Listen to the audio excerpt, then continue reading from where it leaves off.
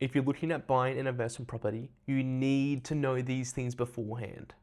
Hello, my name is Nathaniel Mackay and I manage a property portfolio in Emerald, Queensland. Purchasing an investment property is always a massive decision, and without the right knowledge, you could be purchasing the wrong property, which could be extremely detrimental to your long-term investment plan. Now, why should you listen to me? I manage over $90 million in property assets, have conducted thousands of inspections, dealt with hundreds of maintenance requests, and at least hundreds of properties. This is what I'm going to walk through today. First, I'm going to show you whether a property can be individually metered and why this matters more than you think. Second, I'm going to break down rate charges because in regional Queensland, these can be a nasty surprise. Third, I'm going to show you what to look for regarding the last rental increase, because legislation can lock you in for a lot longer than you think. Fourth, I'm going to briefly touch on body corporate fees and why you need to look at them carefully. Number 5, I'm going to show you how to get a proper rental appraisal, not just an agent pointed number out of thin air. And last but not least, if you're buying a vacant property, I'm going to show you how to mitigate your vacancy period. Let's get into it. Point number 1 is the individual metering of a property. This is one of the first questions I ask when a property comes onto my portfolio that I manage. The question is, can the premise be individually metered? Here's why it matters. In Queensland, a landlord can only pass on water charges to a tenant if the property is individually metered and it is water compliant. If the property isn't individually metered or compliant with water legislation, then that cost, all the water that the tenant uses, falls on you. But in Emerald, water infrastructure charges alone can be significant. I've seen investors purchase a property, particularly older duplexes, and do not realize until after settlement that they're absorbing water costs for both tenancies that can be up to $800 to $1,200 per year in costs that you cannot recover because there's only 1 meter for 2 properties. That means before you purchase an investment property, ask the agent, is the premise individually metered? If they don't know, call the council or a property manager you already know in that area. It's a 5-minute phone call and that can save you thousands of dollars in the long run. Point number 2 is rate charges.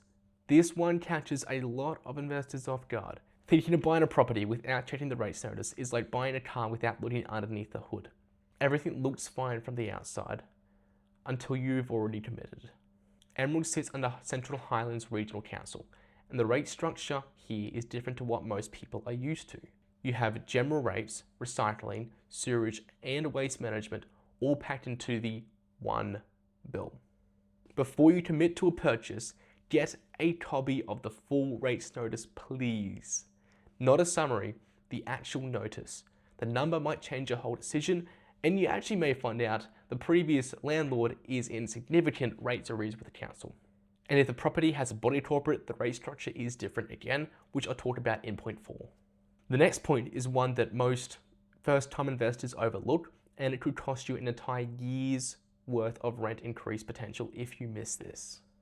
In Queensland, you can only increase the rent once every 12 months. The rent increase is attached to the property, not the tenant, not the landlord. That sounds straightforward, but here's where investors get caught out. If the current tenant received a rental increase 10 months ago, and you purchase a property that settles next month, you're locked out of increasing the rent for another 2 months minimum because you have to give 2 months notice. That's fine if you knew about this, but if you didn't know about it, then it's going to affect your investment property plan. I just dealt with this last week. An investor bought a property. The agent told the buyer that rent can be increased.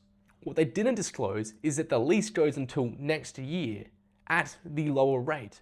So the rent technically could have been increased because the rent increase was 12 months ago, but it actually can't because there's a lease already locked into place. That means the investor that was planning on putting the rent up from $570 to $620 per week now has to wait an additional 6 months.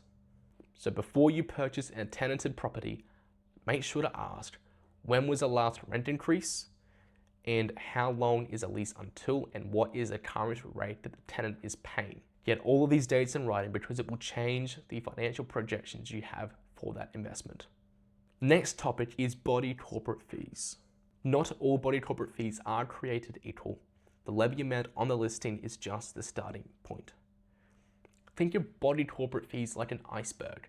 The levy you see advertised can just be the tip of the iceberg. What's underneath is where things get interesting. Inside that document, there are two funds, the admin fund and the seating fund. The seating fund is where it gets interesting. If it's underfunded, it probably means the building has been kicking maintenance down the road and neglecting the important things. When you get that document, look at the sinking fund balance and their long-term plan. If the numbers don't add up, negotiate the purchase price, or I would recommend looking at a different option. The next few points is for when you purchase a vacant property and looking to get a tenant into it. The rental demand currently in Emerald has a real advantage, but only if you understand the market. Emerald is a resource-driven town. When the mines are popping off, if you will, the vacancy rates are low and the rent is strong. But when everything slows down, the rental demand slows down, the prices decrease, and everything stagnates. This doesn't come from realestate.com.au. This comes from a local property manager. You need to know the honest view of the current demand, how many days properties are normally sitting vacant, and how many applications are coming through on average per listing. These are things you need to know so you can make an informed decision about whether you should purchase this investment property. The last point is something that I would highly recommend to anybody purchasing a vacant property that is looking to make it an investment property. Here's a scenario I have watched out play more than once. An investor purchases a vacant property, the property goes unconditional, and then the buyer wants to advertise the property.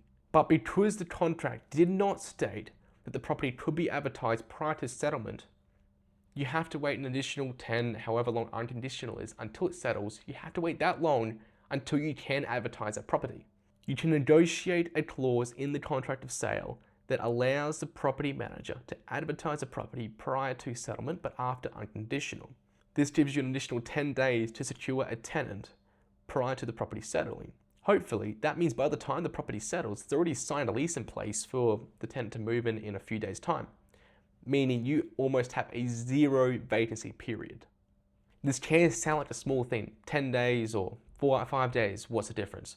But on a property returning $2,600 per month, a 4-week vacancy period is $2,600 that you will never get back.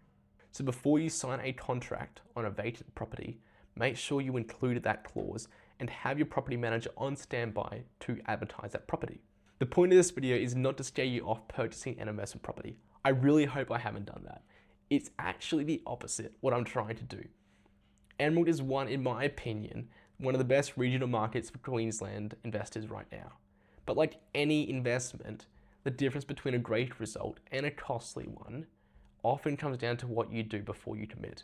There are still plenty of bad purchases to make in Emerald. Now I have one small request. If this video helped you in any way, please hit subscribe. I post content like this regularly for property investors.